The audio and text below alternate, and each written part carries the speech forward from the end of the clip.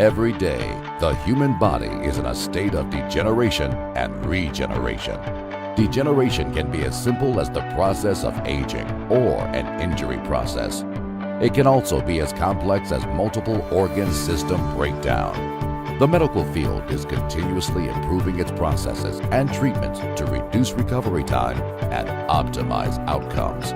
The advancement of minimally invasive cellular therapies allow us to maximize the regenerative processes in our bodies by using our own cells or donor cells to repair damages to injured tissues, wounds, degenerating joints, and other organs responsible for other medical maladies, while reducing risk, restoring cell health, improving function, and quality of life.